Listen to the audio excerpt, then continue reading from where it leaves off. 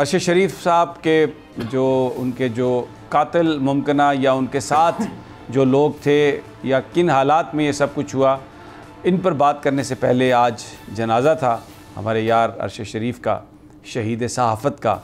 और वो जनाज़ा जो पाकिस्तान की तारीख़ के बड़े जनाजे हैं उनमें से एक जनाज़ा था। और मैं ये कल बार बार ये कहता रहा, परसों भी कि हमारे जनाजे जो हैं, ये हमारे बुज़ुर्ग कह गए हैं कि हमारे जनाजे इस बात का तयन करेंगे कि हक़ और सच पर कौन था। और आज हज़ारों लाखों लोग पूरे पाकिस्तान में सोगवार और मुख्तलिफ़ शहरों में जनाजे के लिए निकले, और जिस तरह वो इस्लामाबाद में पहुँचे, इसने ये साबित कर दिया कि हक़ और सच और पाकिस्तान की आवाम किसके साथ है। अफसोस है इस बात का कि मैयत अभी हमारे घर में थी और प्रेस कॉन्फ्रेंसेस शुरू कर दी गई जिनमें उंगलियां उठाई गई, हमारे ज़ख़म कुरेदने की बात की गई, हमारे ज़ख़्मों पर नमक छिड़कने की मैं कहूँगा ये बात की गई, और कोई किसी की जानब फिंगर पॉइंट नहीं कर रहा जब तक इन्वेस्टिगेशन ना हो जाए। लेकिन प्रॉब्लम ये है कि जिन लोगों के हाथ बज़ाहिर खून में रंगे हुए हैं उनकी इन्वेस्टिगेशन हम मानने के लिए तैयार नहीं हैं। कोई इंडिपेंडेंट लोग, कोई आज़ाद मंश लोग, कोई खुदा से डरने वाले लोग, कोई ऐसे लोग जो पैसे के पुजारी ना हों, अगर वो इसकी इन्वेस्टिगेशन करें तो शायद हम हक़ाइक़ तक पहुंच जाएं। हो सकता है हमारे जहनों में कुछ हो, लेकिन जब तक कोई एविडेंस ना हो, हमने बात की है ना हम ये बात करेंगे। अब मैं आ जाता हूँ बोल के हमारे साथी अरशद शरीफ साहब, उनका क्या उनके साथ हुआ आप सबको पता है कि वो दुबई चले गए। आज ये कहा गया कि उनको पाकिस्तान में ख़तरा नहीं था। ख़तरा नहीं था तो मेरा सवाल ये है कि वो 18 FIRs किसने दर्ज करवाईं? वो अपनी जान बचाने के लिए इस मुल्क से गए, और आज जो ये कह रहे हैं कि वो पाकिस्तान वापस आने वाले थे, उनसे मेरा सवाल है, ये सवाल है कि इन पिछले 2-3 महीनों में क्या उनमें से कोई एक दफ़ा भी अरशद शरीफ की माँ के पास गया, उनकी अहलिया के पास गया कि अरशद शरीफ को कोई ख़तरा नहीं है, वो वापस आ जाएं? और जिस वक्त शायद पता नहीं है लोगों को, जिस वक्त दुबई के हुक्काम पहुँचे अरशद शरीफ के पास, तो उस वक्त अरशद शरीफ पाकिस्तान में अपने दोस्तों के साथ फ़ोन पे बात कर रहा था। उसने वो फ़ोन खुला छोड़ दिया। वो सारी कन्वर्सेशन जो वहाँ पर हुई, जिन जिन के नाम लिए गए, किसने क्या कहा, किसने क्या नहीं कहा, वो बहुत सारे लोगों के सीने में है। तो ये मत कहें कि वो वहाँ पर वीज़ा एक्सपायर होने के बाद वो वहाँ से गया। उसको कहा गया कि वो यहाँ से अगर नहीं जाएगा तो उसे पाकिस्तान डिपोर्ट कर दिया जाएगा, और कीनिया वो सिर्फ़ इसलिए पहुँचा कि उसके पास वीज़ा नहीं था। अब किसके पास पहुँचा वो कीनिया? सबसे बड़ा अहम सवाल मैं आपको बताता हूँ। खुर्रम के पास, तस्वीर चला दीजिए जी खुर्रम की स्क्रीन पर। आज हम आपको पहली दफ़ा वो तस्वीर दिखा रहे हैं जिस शख्स का नाम है खुर्रम। ये उसके शनाख्ती कार्ड की तस्वीर है, और ये कराची के रिहायशी हैं। ये हैं मिस्टर खुर्रम, और जो उनके मेज़बान थे और उस वक्त गाड़ी में भी थे। ये उनका शनाख्ती कार्ड है जिसमें एक तो ख़ियाबान मुस्लिम का, डिफेंस का, कराची का एड्रेस है उनके शनाख्ती कार्ड पर। ये मिस्टर खुर्रम है। दूसरे इनके भाई हैं जिनका नाम वक़ार अहमद है, उनको भी दिखा दें। मिस्टर वक़ार ये एक कंपनी चलाते हैं जिसका नाम है हट्स एंड होम्स लिमिटेड। ये बहुत बड़ी कंपनी है, ये कंस्ट्रक्शन का भी काम करती है, लेकिन इसके साथ साथ ये वक़ार साहब हैं, ये खुर्रम साहब के भाई हैं। वक़ार अहमद ये खुर्रम साहब के भाई हैं, और इनके बड़े शूटिंग रेंज हैं, बहुत बड़े। और इनके वालिद साहब का नाम अफजाल अहमद है। इनका आबाई घर है कराची में, नाज़िमाबाद में, जहाँ ये अपने वालिद साहब के साथ रहते थे। लेकिन फिर ये वहाँ से डिफेंस फेज़ 6 ख़ियाबान मुस्लिम, जैसे मैंने आपसे कहा, वहाँ पर ये चले गए, और इनका मकान नंबर है 7/55। और मैं स्टोरी को आगे लेके चलता हूँ, मैं आपको फिर नरूबी में क्या हुआ वो भी आपको मैं बताता हूँ। लेकिन ये इनकी डिफेंस की रिहाइश गाहें हैं, ये खुर्रम और वकार की डिफेंस में ये रिहाइश गाह आप देख लें। और हमारे नुमाइंदे जो हैं शुएब बरनी, वो थोड़ी देर पहले वहाँ पर थे, तो उन्होंने एक वहाँ से एक रिपोर्ट भेजी है, मैं चाहता हूँ कि आप पहले वो देखें।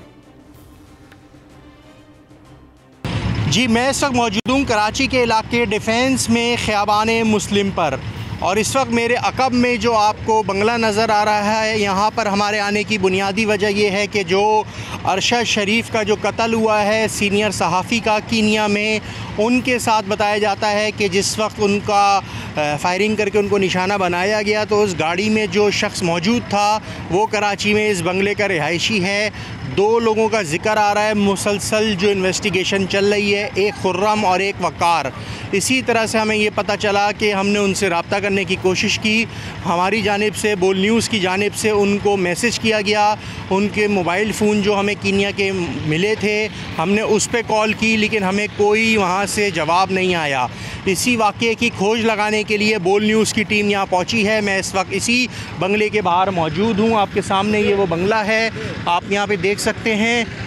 ये इस जानिब आप देख सकते हैं कि बंगला यहाँ पर मौजूद है, इसके गेट हैं यहाँ पर। हमने कोशिश की कि हम अंदर जाने की बात करें, लेकिन ये बंगले में कोई लाइट वगैरह नहीं जल रही, और अंदर आप देख सकते हैं कि कोई रोशनी नहीं है। सामने ऊपर ये आपको दिख रहा होगा, हमारे कैमरामैन दिखाएंगे कि अंदर कोई लाइट वगैरह नज़र नहीं आ रही, कोई गाड़ी वगैरह भी नहीं खड़ी हुई, और यहाँ कोई ऐसा हमें शख्स दिखाई नहीं दे रहा। ये इनका बंगला है, हम इस जानिब जाते हैं। हम यहाँ पर आए हैं क्योंकि बोल न्यूज़ चाहता है कि इस मामले की खोज लगाई जाए। आखिर ये जो 2 लोग हैं खुर्रम और वकार, ये अभी तक अगर कानून नाफिज करने वालों से राब्ते में हैं या वो गिरफ़्तार हैं तो हमें इसका वर्जन मिले, क्योंकि अरशद शरीफ के कत्ल के बाद ये मीडिया की टॉप ट्रेंड स्टोरी है। हमने इस स्टोरी की खोज लगाने के लिए उनको मैसेज किए, टेक्स्ट किए, मैंने उन फ़ोन कॉल्स की, लेकिन उस पर कोई रिप्लाई नहीं आया, किसी ने कॉल पिक नहीं करी। बोल न्यूज़ की जानिब से इस वाक़े में पूरा हमने स्टांस लेने की कोशिश करी। इस गली में हम मौजूद हैं, ये रिहायशी जो गली है ख़ियाबान मुस्लिम डिफेंस में, यहाँ ये वहाँ पर कोई शख्स अब जवाब नहीं दे रहा। ये लोग यहाँ से चले गए हैं।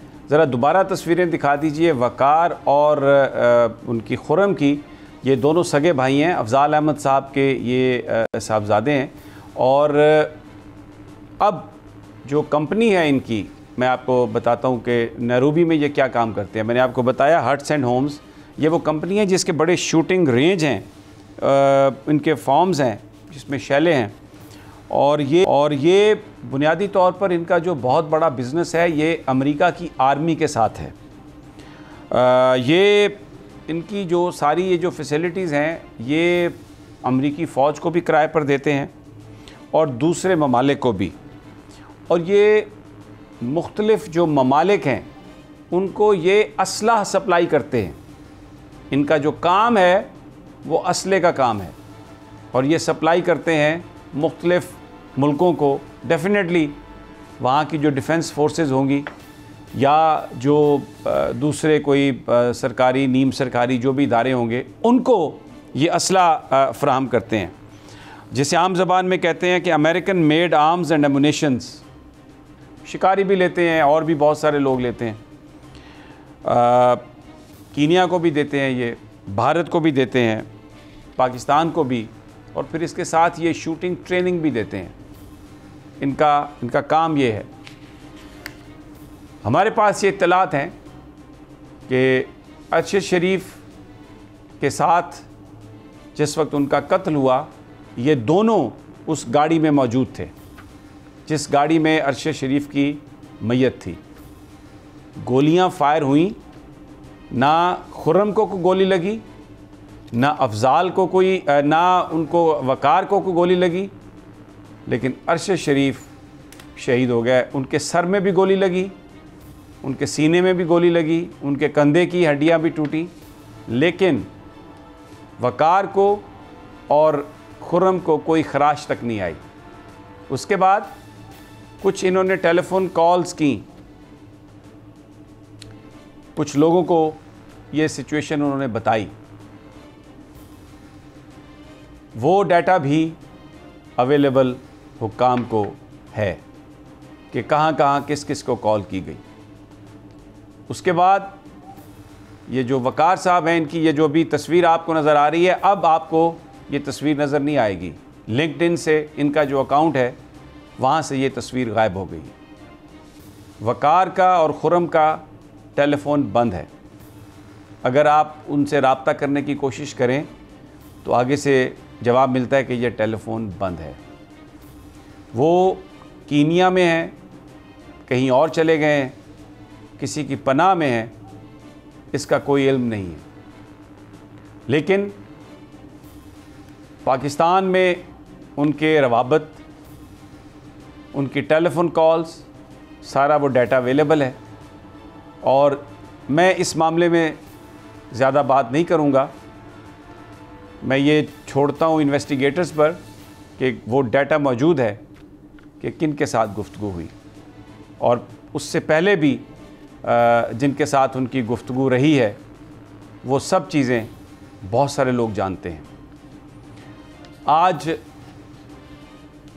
उनकी जो गैर हाज़िरी है, उनकी जो बिल्कुल वो डिसअपीयर हो गए हैं, ये बड़े बड़े सवालात ये उठा रही है कि वो अब कहाँ होंगे। कीनियन हुकाम से इनकी इन्फॉर्मेशन मिल सकती है, लेकिन जो लोग गए हैं, जो पाकिस्तान ने भेजे हैं, जो शुरू में 3 लोग थे, उनमें एक ISI का आदमी था, एक ISI के ऑफिसर थे, लेकिन बाद में एक री नोटिफिकेशन हुआ और वो जो लेफ्टिनेंट कर्नल साहब हैं उनके नाम को वहाँ से हटा दिया गया। अब सिर्फ 2 लोग हैं, दोनों सिविलियन। तो बड़ा सवाल ये है कि जो पहला नोटिफिकेशन था उसमें तब्दीली क्यों की गई? क्या ये जो FIA के अतर वहीद साहब, जो नवाज़ शरीफ साहब को अपनी बेल्ट पेश कर चुके हैं, इफ्तिखार चौधरी साहब की तहरीक के मामले पर, जो बड़े लॉयल हैं शरीफ ख़ानदान के, वो जो सारी कॉल्स का डाटा और वो सारी मालूमात और सारी वो इन्फॉर्मेशन वो लेके आएंगे, ला सकते हैं? किसी को उम्मीद नहीं है। ये हमारी इन्वेस्टिगेशन का पहला हिस्सा है। कुछ इन्फॉर्मेशन अभी और भी है which is subject to verification. ये जो दूसरी किस्त होगी वो हम जल्द पेश करेंगे, जिसमें मज़ीद वो जो सफ़र है, कहाँ से कहाँ तक सफ़र हुआ, किसने गाड़ी कहाँ पे ड्राइव की और ये एग्जैक्ट वाक़या कहाँ पर हुआ, विटनेसेस अगर हैं तो उन्होंने क्या देखा, ये अगली किस्त में हम पेश करेंगे। फ़खर, यानी जो लोग साहिब इंफॉर्मेशन हैं पाकिस्तान में, उनको सब पता है बज़ाहिर। ये जब हमने इसकी रिसर्च शुरू की तो वो लोग कोई अननोन नहीं है, सबके साथ रवाबत है, उनके कारोबार का पता है, उनके रवाबत का पता है। तो व्हाट डू यू से? देखें, ये जिस तरह आपने बताया ना कि अरशद शरीफ को दुबई से क्यों जाना पड़ा, और फिर जो उनके साथ बातचीत हो रही थी, उन्होंने अपना फ़ोन ऑन रखा।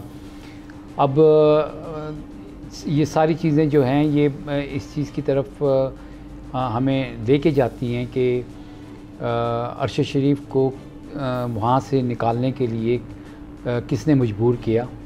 और अभी क्योंकि जैसे कि आप कह रहे हैं कि तहकीकात हो रही हैं, लेकिन ये जो 2 फ़र्द वकार एंड खुर्रम, इनके वेयर अबाउट्स के बारे में जब तक आपको पता नहीं चलेगा, और ये जिस तरह से बड़ा सवाल है ये, इस वक्त मैं आपको बता रहा हूँ कि ये दोनों भाई गायब हैं। ये चशमदीद गवाह हैं। हाँ, ये ना सिर्फ उनके इस पर ना केनिया की पुलिस बात कर रही है, ना हमारे लोग बात कर रहे हैं। ये दोनों गायब हैं, लिंक्डइन से तस्वीर हटा दी गई है।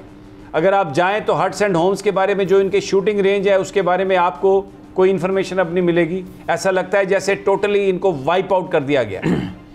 देखें, जिस तरह से शहीद अरशद शरीफ का इंतहाई बेमाना कत्ल किया गया, उसमें अगर आप तहकीकात का आगाज़ नैरोबी से करें तो डॉट्स आपको पाकिस्तान तक मिल सकते हैं, और अगर यहाँ से करें उन हालात का, जिन हालात में अरशद शरीफ यहाँ से गए, तो दोनों जगहों से आपको जो डॉट्स हैं वो कनेक्टेड मिल भी सकते हैं। और उसके अंदर बहुत सारी चीज़ें ऐसी हैं। मुझे ब्रेक पर जाना है, लेकिन मैं जाने से पहले एक सवाल के जा रहा हूँ जिसका हम दूसरी किस्त में जवाब ढूंढेंगे कि क्या खुर्रम और वकार इतने ताकतवर हैं कि इनको कोई पकड़ नहीं सकता, या इनका ताल्लुक़ इतने ताकतवर लोगों से है कि कोई इनकी तरफ उंगली नहीं उठा सकता। मैं आज आपके सामने लॉन्ग मार्च का ऐलान कर रहा हूं जुमे को, मैं लीड करूंगा उसको। कप्तान का हकीकी आजादी मार्च। उन्होंने कंटेनर रखे तो हटा दोगे। दिन हो या रात, बोल न्यूज 24 घंटे रहेगा साथ। सबसे बड़ी टीम, सबसे मोतबर पैनलिस्ट के साथ, सबसे बड़ी कवरेज। देखिए पाकिस्तान की सबसे बड़ी नशरियात सिर्फ बोल न्यूज पर। सबसे ज्यादा व्यूज, सबसे ज्यादा रील्स और सबसे ज्यादा रेटिंग के साथ बोल अब भी नंबर 1 पोजीशन पर बरकरार। सब्सक्राइब करें और बेल दबाएं ताकि कोई खबर रह न जाए।